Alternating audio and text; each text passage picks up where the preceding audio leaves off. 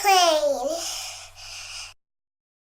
My favorite thing this week in South Korea was finding puppies.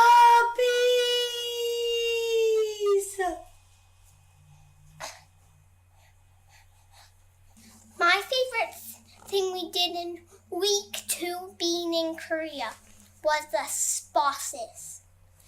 It was my favorite because, and there's a rooftop pool, but it's only open until July. And then when you go up a floor, there's more saunas, and there's one sauna that's 102 kilometers. And my dad went in, and then it was so hot that it was burning his feet. And there's a sauna that's cold, and I call it a polar bear, and I call it the Polar Bear Plaza. And there's a running thing on the next floor and a place to play, but there's only a slide and you can go in it. If you go, there's lots of popsicles, and there's an only girls sleeping room. And someone thought we were so cute that they bought us some Dippin' Dots and some cookies. When you go to the bathroom, there's little shoes that you can wear, so because you don't wear shoes there for you to walk in, so you don't step in all of the dirty stuff on the floor. And it just was so fun. My favorite thing in First Korea was going to the Central Park and feeding the deers. Okay, why did you love it? Because we got to pick grass and feed them. My favorite thing in week 2 in Korea was going to the underground Bupyeong Market. We bought a baptism dress for me there, and there was just like everything you need. No restaurants though. And there were stores. Well, of course there were stores. It's a market. And there were food stores, there were clothes stores, there were toy stores. We are Diapers on a plane! Are you ready to learn all about the fun things we did on week 2 and being in Korea? Welcome to episode number 12 of the Diapers on a Plane podcast. That means we've been podcasting for a full 3 months now, which is crazy to think about. Hopefully things are getting a little better. But in this episode, we're going to be talking about our second week of living and working in South Korea. So we've been here for 2 weeks now, and we're going to talk about what we've been up to. So Catherine and the kids have been really good at learning how to speak Korean. If by really good you mean we learned how to count to 100, it's actually really easy. So you just memorize 1 through 10, and then it's all about just putting them together. So it's pretty simple. But we have been also world schooling the Korean alphabet, which has been really fun. And it is a lot easier than it may seem like offhand, just because it is a lot of symbols and you combine those symbols. But it's been easier than we would have anticipated. So what we're reading, we don't know, but can we make out the sounds and read it? Yes. Yeah, Catherine and the kids have learned how to pick up on that really quick. I've been a lot slower. I know what the upside down A sounds like. Yeah, what does it sound like? It sounds like a buh. Good. It's like a B sound. Good. Only because of the minutes at the bus station, I've noticed that symbol a lot. But we wanted to talk about, last week we talked about Everland and running around and getting used to things in Korea. Simpo International Markets. Fairyland, all that yeah. good stuff. So that first week was us kind of getting over the jet lag, getting used to being here, finding grocery stores, learning how to survive in our new apartment. And this second week is kind of like, we're kind of used to the jet lag, but we're having the opposite problem. So now we're not waking up early. But this little monkey right here has decided she doesn't want to go to bed ever now. And so she's keeping us up late, and now we're back to sleeping in a little bit. But what are the kind of things we wanted to talk about? What are some of the major events we had the second week? Well, let's get into it. So the first thing we did was we kind of had a down day after Everland. We needed kind of a rest break. And so we were just kind of hanging out locally here in Incheon. And we needed to we had a hot tip about a new grocery store that was supposed to be cheaper than the ones we'd been to so far. And it was called No Brand. And it turned out to be very fruitful. Fruitful in the sense that we got to keep more of our money. Yeah. And right next door to No Brand was... Oh, so the kids came across a little puppy store. So cute. Puppies are a big commodity here in South Korea. And so some of the things we found out this week that we didn't know about is that South Korea has the lowest birth rate in the world. Like, it's the world. So less than 1% of the population are having children.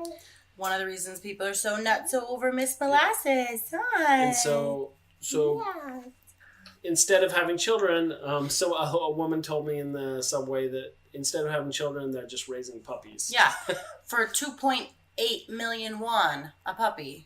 2.8 million won, you can have a cute little puppy. We found those puppies. Eclair wanted to adopt them all. They were darling. They were super cute. 2.8 million won, how much is that? That's like $2,800?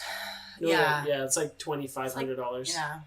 So a little bit more expensive than it would be in the States, but I think purebred puppies are about that in the States. And that was just one of them. We didn't ask about the prices for all of them. That was just Pie's favorite. And so one of the things we've been trying to do is go do something big and then spend a day kind of relaxing. And those relaxing days are actually us trying to find groceries and so... Figure out kind of explore a new region of where we haven't been. We've been down Triple Street and the Hyundai Premium Markets about 1,000 times.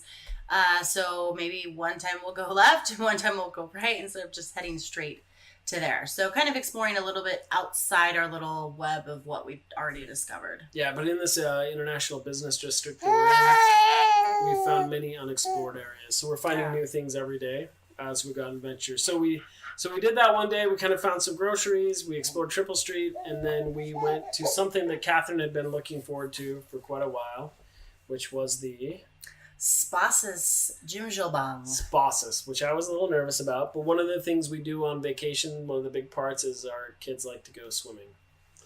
And so we have not been able to find a swimming pool, so we were looking at that, and we found jjimjilbang. Well, the reason we went to Spasis was it did have a swimming pool. I mean, that was the whole reason that we were going to go.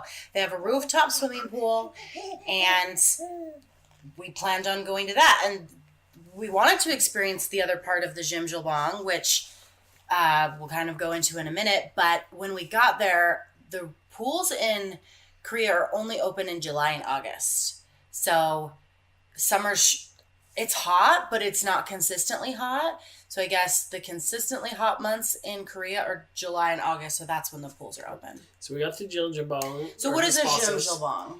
It's a bathhouse. Yeah, Korean traditional bathhouse. So men and women are segregated. Women are down in the basement. Men are on the main floor. And then the common areas where men and women can gather together and children are up on the 3rd, 4th, and 5th floor. So it was a completely new experience for us. So nobody spoke English there. And so the way I can say Widmore and I went into the men's side, and just to go over kind of like how new and interesting this was. Go ahead. They went to the men's side, we went to the women's side, and we couldn't like sit and communicate. So it's like we didn't really know what to expect going in. And then we were separated. And once you go down to the dressing room, you are not supposed to go back up into like the main area. Yep. So we had to figure out what was going on. Yep. So I had a little help. So I walked into the men's side, and immediately someone gave you a key. We had a wristband and a key with an RFID chip, so you could charge anything to it. So I had a key number. So I went to these locker rooms, and I noticed the lockers were about this big. and so I'm like, okay, do I just cram all my clothes in here? What's going on? So I quickly hopped on the internet and said, what is the proper etiquette at a spa, a jjimjilbang? And so step one was to put your shoes in the little locker, and then you walked up to the counter and got a set of clothing from the man running the counter, and then you went to your larger lockers and you changed. So how did you change? So before you change at the spa, what you're supposed to do, well, it's optional, but so you go to the other locker and you strip down and get completely naked, and then you go into the baths, which they have different temperatured saunas, steam rooms, and the men, and I guess the women too, just basically stand around naked and bathe for a while. That's what you think they do? Yeah. Okay, I think we should... They shower, you stand around naked, and you sit in hot tubs naked, and then you go to the big mirrors and you do your hair naked, and there's a TV in there so you can just kind of chill naked and watch sports. There was a TV? Yeah, there were sports playing in there. Oh, no, there was no TV on the women's side. So They were just chilling. Gabe comes out and he's like, he seemed like he was in a bad mood. I don't know why he was in a bad mood. He was in a bad mood. I'm all in an eternal bad mood. Pretty much most of the time. He was in a bad mood, and we came out and there was some miscommunication. My text didn't go through and he didn't realize we were coming right out and thought he was going to be waiting forever. But I come out and he's like, well, you didn't have to stand there with a bunch of sausages. And so I don't know what went on in the men's side, but a Korean bathhouse is an ancient place where people used to congregate and they used to bathe. And it's not like you would kind of expect in the United States. It's a very kind of intimate gathering where women can go together and girls can go with their mothers and friends can go, and there's nothing weird about it at all. There's nothing weird about the nudity, and there's nothing weird about seeing each other nude. And so when we first got there, we are not accustomed to going around nude. We're accustomed to going around in scantily clad clothing in the United States, but being nude is completely different. So I'm down there with the girls.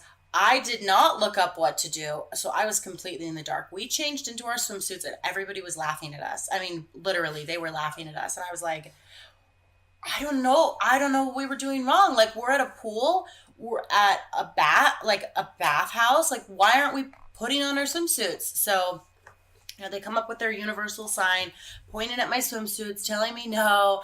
They brought us the clothes, and then we kind of put it all together. So, but while I was there changing and I was holding the girls and I was holding the baby, these women, I mean, I'm not kidding, they were nude. They were full head to toe nude, just came over and started playing with Molasses and wanted to hold her and were grabbing her hands and talking to her. And it just was a really liberating, really beautiful experience that there was nothing weird. There's nothing shameful about our bodies intuitively. It's just the culture that we live in that tells us that we don't go around nude. And granted, they're not going around nude. I mean, this is a specifically segregated place. So you're only naked in the bath area. Yeah, so you change, and then there's doors, and they're clouded, so it's not like you can see into the bath area. But the area that we were in where you change, you can also do your hair, and they have hair dryers and towels and stuff. But once you go into the room where the baths are, we had like a traditional bath like you would expect at home, but a deep, deep tub. And it had room temperature water, and you rinsed like with a that. Tub in yours? Mm-hmm. Oh, ours were like big metal. No, that was just the one that you rinsed off with. Okay. Room temperature. Then you had the big metal rectangles. Just have showers? So then there were hundreds of showers everywhere. Yeah, there were standing showers and there were sitting showers. And then we had the metal boxes. Yeah. So there were some that were about 39 degrees, which is about 80 degrees Fahrenheit. Then there was one 42, 43, and they were green for some reason. And then we had a colder one that was 68 degrees, 20 something Celsius.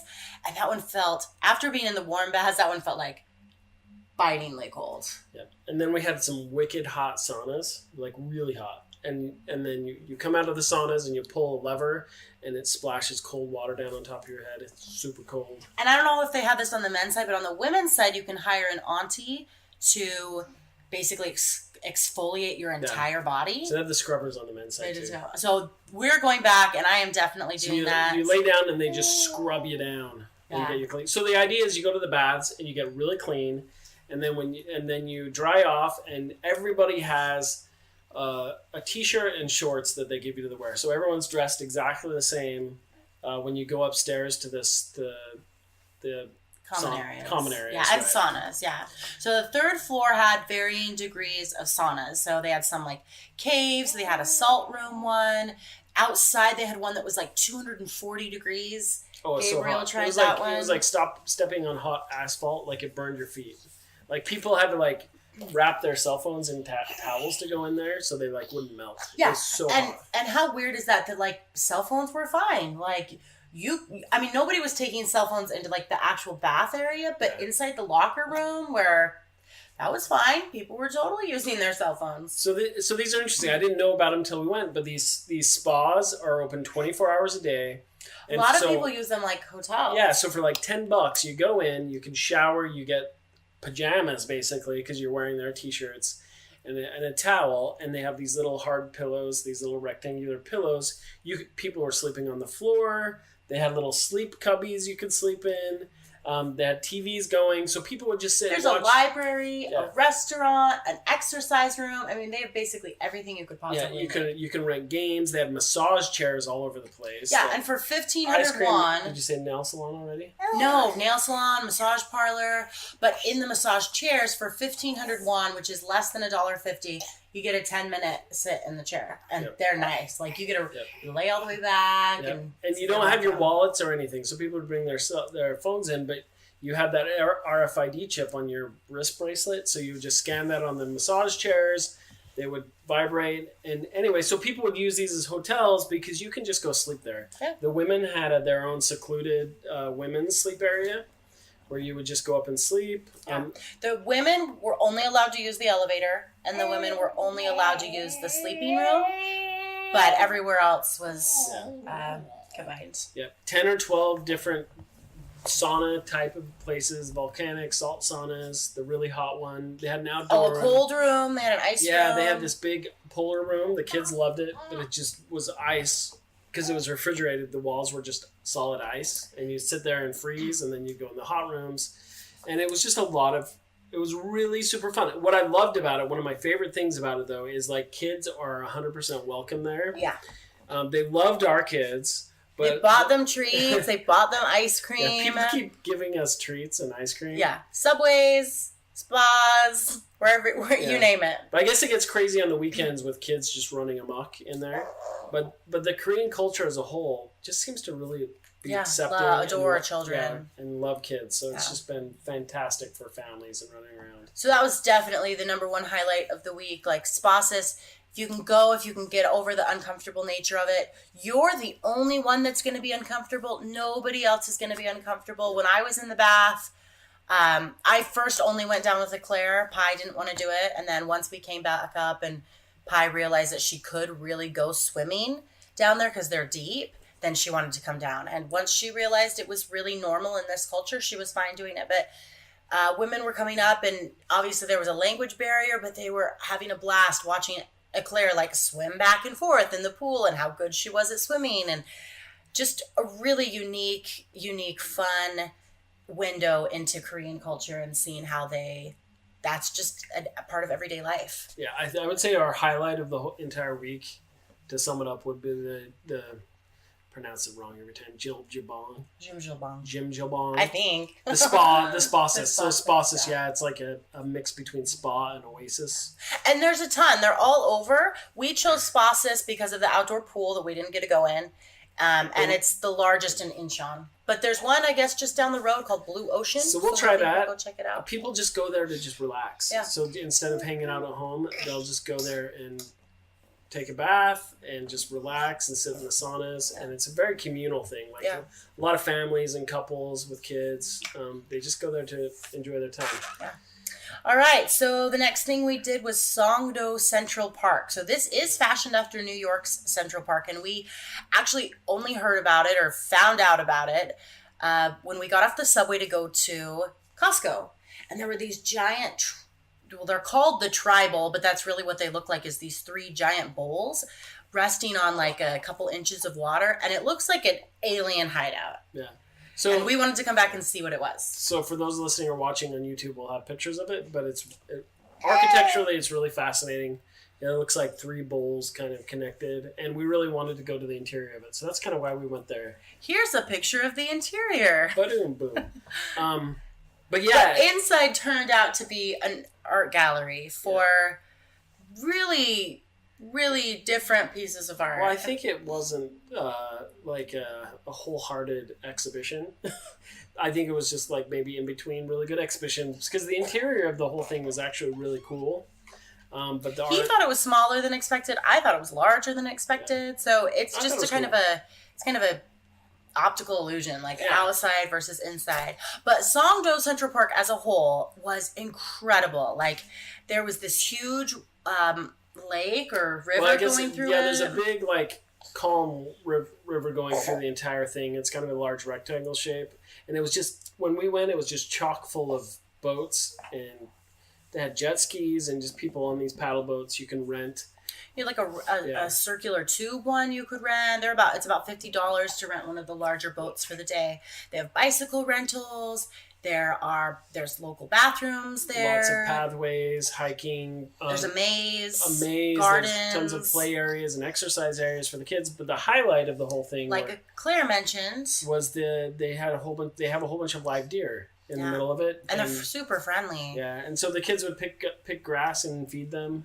And they are enclosed. They're in like a farm. It's called the deer farm, so they're not roaming free, but they love the grass that people were just picking up out of the park and feeding it, and they were really friendly, and they would come over and take the deer, and the kids loved it. And then there's an island in the middle of the river where they just had gads of rabbits. Yeah. So it's a rabbit island. Yeah. So I think if you can see them up really close, if you rent the boats, you can paddle up to them. But they just have this island full of rabbits.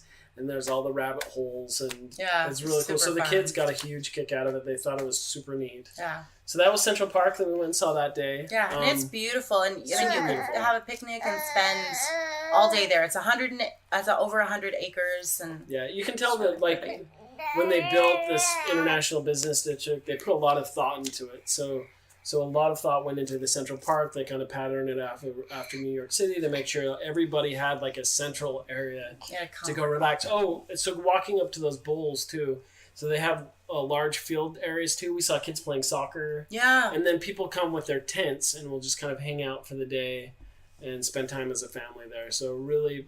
So there was a translation issue. I tried to look it up online. I'm not sure if the tents are actually provided or if you bring the tents, but it is very common to go there and have day picnics and kind of do faux camping. That was kind of what I gleaned. Yeah, they have signs that you can't camp overnight. Yeah, but a lot of people are camping there, and I assume that they brought them because I saw a lot of them at Costco and other places. The same tents they were. So day camping, if you will.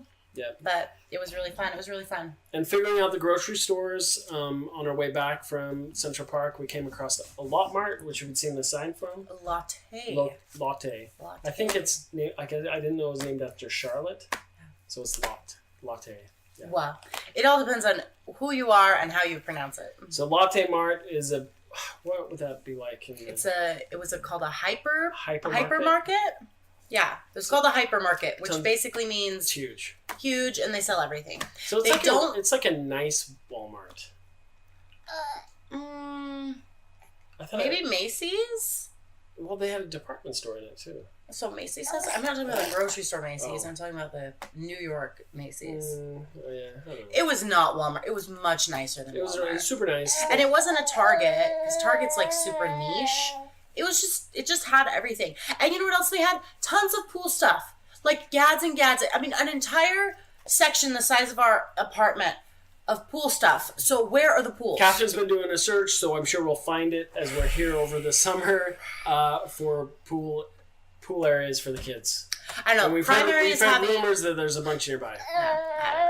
Primary's having a pool party. But I don't know where it is. The flyers were all in Korean. But anyway, they had a really big organic section. Everything was cheaper. Yeah, that was really cool. I found a 3DS charger for the twins. Yeah. So it's good stuff. Still haven't found a converter for my hair rollers, so I'm sporting this 1980s ponytail right now. So some could argue my curls are 80s. Was that where we found the converter? No, that was at Home Plus. And it didn't work. Right. Okay, so after that, I think that the other two things that we're big on this week is we started Korean lessons.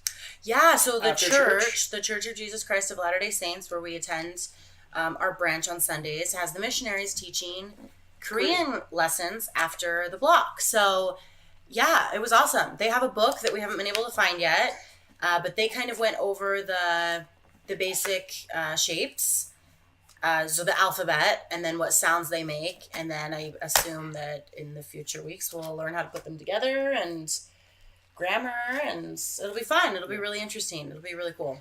So one of the big ticket items as well this week, speaking of church-related stuff, was we really needed to find a dress for Miss Pai's baptism, as well as some clothes for Widmore. So we wanted to incorporate as much of the Korean culture as we could. Since we were having them baptized in Korea, we wanted to have Korean culture be a part of it. And we're not Korean, so we couldn't do everything, and we didn't want to pretend that we were, but we wanted to have little, like, you know, where we could. We wanted to incorporate the culture. So we wanted them to have clothes from here. So Catherine went out with the kids one day to try and find some clothes at the Triple Street, which is the mall next door. There's like 3 malls combined, but they're kind of higher end and really expensive.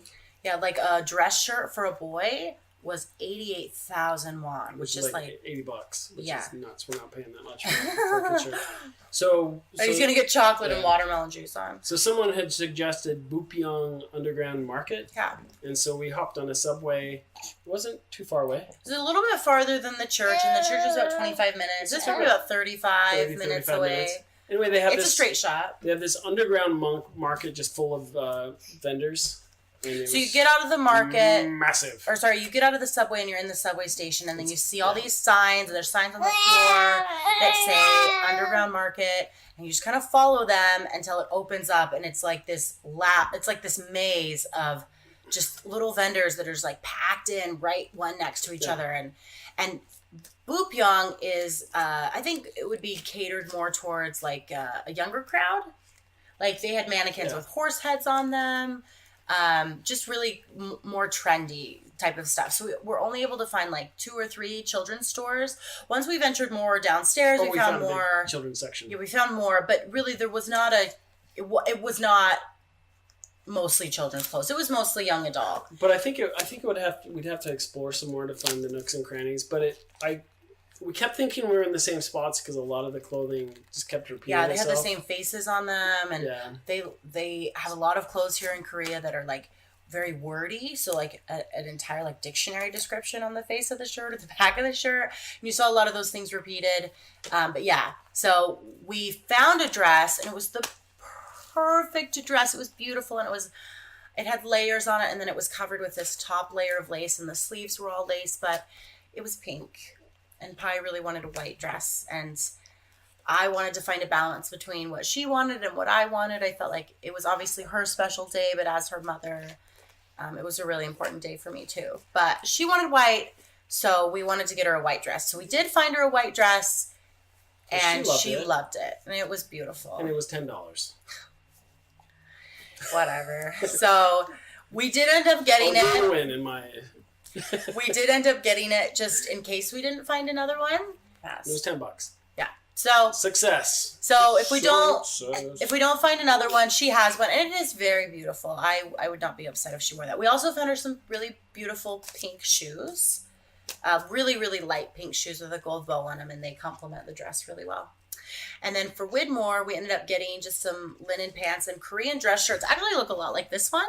They're not polka dot, but they don't have a collar, and then they're buttoned down the front. So we ended up getting him a shirt like that, and then linen pants that are kind of like culottes. They end at the mid-calf. Yep. So it was it was a success. The end of the week, we were able to find what we needed for the upcoming baptism and have a lot of fun. Yeah, but a little more about Bupyeong. It was just crazy. It was just tons and tons and tons and tons of stuff. You could find everything that you could want. It makes me more excited to go find more shopping areas and see what else. Yeah, more local markets for sure. It was really fun. It was one of those ones where you can go find some deals or some things you didn't know you needed. Yeah, really cool. Check out the blog about it. We've got lots of pictures. It's just it was just crazy. So that's one of the things I wanted to talk out just talk about just briefly. Doesn't really pertain to the week we had, but I wanted to ask Catherine. So one thing Catherine's been doing is every night she's been doing a recap of every day on the blog, and it's been pretty exhausting for her, but she's kind of committed to do it for the next 70 plus days. And when we've thought about not doing it, it seems like we always get a text or a comment from some of our friends or family back home, or some of our fans saying, "Are you still there? Where's the next installment?" So, Catherine, if we had to do over again, would you still do the daily blog posts? I would, and really, the whole reason that we started the blog was for us. The whole reason we started the blog was for ourselves, and that was why I decided to do a travel journal, because I knew we would be experiencing all of this, and on our trips, what we always do is we experience it, and we travel, and we come home, and then we try and remember everything. And I've been trying to, because we didn't start really writing about our experiences until years into it, and so trying to remember what we did, like when we went to Australia, when Claire was her age, a couple months older than her. And it's been frustrating because I know there's details I'm not remembering. And the pictures always help, but then I remember things and we don't have pictures of them. So absolutely 100% just for us. Like, I want to remember the little quirky things. Like, we have been counting how many people are, trying to, give the kids treats or grab the kids, in a wonderful way, in a kind way. And I did stop counting, but the little things that come up like that, those are the things that I want to remember, those small details. So 100%. In fact, I kind of think like all of our travels, this is how I'm going to approach it from now on. It'll be interesting to see. So one thing when we started the blog is we had said we didn't want it to be just a me blog. Yeah. We wanted to actually provide useful information. So this has been something new and different. For me, it's been super helpful. Like when we do these weekly recaps, I can just go read all of our old posts, take some notes, and I can remember exactly what we did. So maybe that's why it's huge, but it is a lot of work. But I think they're really cool if you want a taste of what it's like, kind of exploring and living in Korea. So, do you think the travel journal is a me thing, like a more personal thing? I think it is a little bit. See, I see it as more of like a pay attention to the details thing. Okay. And for me, it's like, let's remember what happens as it happens. And when I read about other people's travels, I do want to hear about all those like little individual details. So do I. So I hear like people going to these amazing places. Like people will go to Cambodia and they'll do a podcast on it and they'll be like, "Oh, we saw some elephants. It was wonderful. And let's move on to the next week." And I'm like, "Well, what happened? Right. What how did you find the elephants? How are the elephants? Like, I want to find all those details." So I guess in that response, it's not a me thing, but it's a little bit more journal than saying, "Hey, we're going to talk about this one specific thing." So it's kind of a whatever happened that day. And I think really like A day in the life. the last couple of days, it has been exhausting just because she's getting a new tooth, and so she's not sleeping as well. If she would go to sleep at a reasonable hour, like say even 10 o'clock p.m., I could put her to bed, sit down, and, do the journal entry for the day. But, she decides at 10 p.m., well, she's going to take a little cat nap, and then she's going to be awake until 2. And so I'm exhausted at that point, and I don't want to do it. And then I get behind. I've never been more than 3 days behind. So it's really just once her tooth pops through, she'll get through it, and we'll go back to it. But I think it's been a great experience. In remembering. I love it. I just feel guilty because Catherine puts so much time and work into it. But it is super awesome. That's the mother's job, right? Mothers unite. You're all preaching over there, screaming, "That's right!" Okay. So I think... It's cutting me off. No, you can preach on, sister. Okay, so I think that sums up. We were trying not to go like super long like we did last week, but I think it worked out well. Yeah. So that's week number 2 is in the books. Please let us know if you have any questions about what we're doing. Are we leaving stuff out?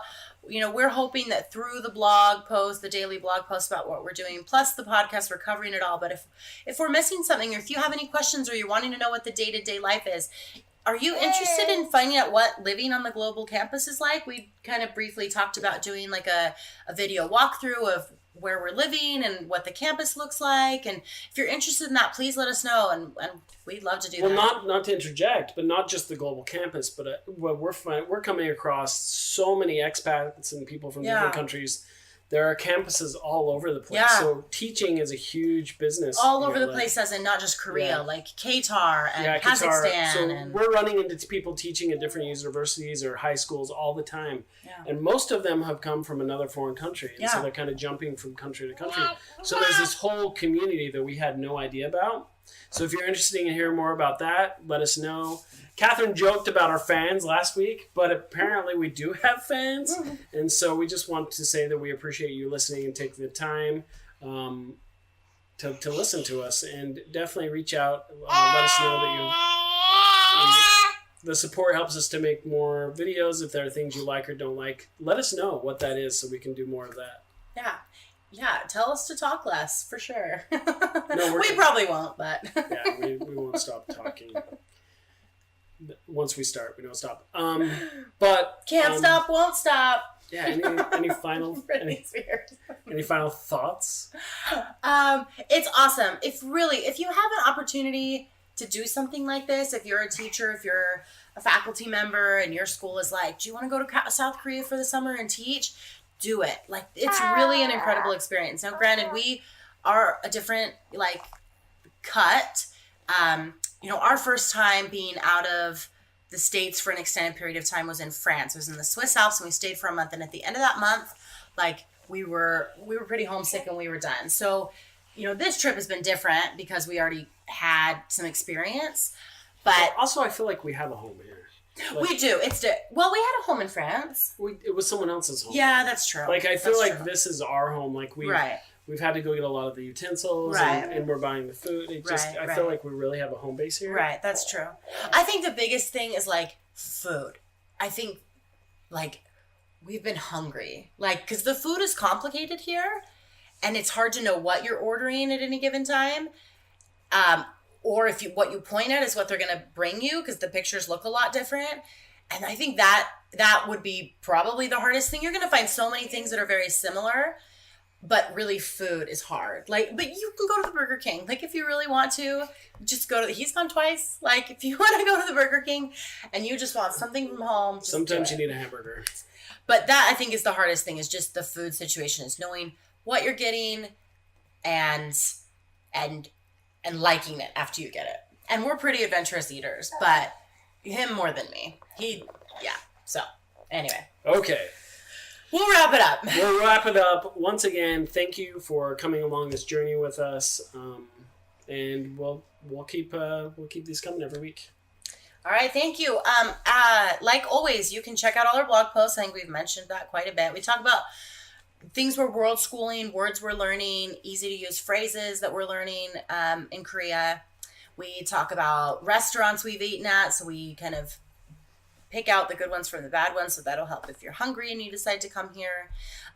We've got lots of little snippets of videos of things we're seeing, things we find interesting. They're definitely not videos that we made for you. They just are snippets that we add to our blogs to kind of show what we're talking about. But please check out our channels. You can check out us on YouTube, Buzzsprout for podcasts, actually any podcast player. iTunes, CastBox, all those. We're on all those flavors. And then we're on Twitter, Facebook, Instagram, and check us out. Please like and subscribe and send us your questions. Send us an email at contact@diapersonaplane.com, and we would love to hear from you. Thank you. Peace. Oh, wait, like this. Oh, the piece? What's the heart? The heart. I can't do a heart. little heart. Heart. 감사합니다. 감사합니다.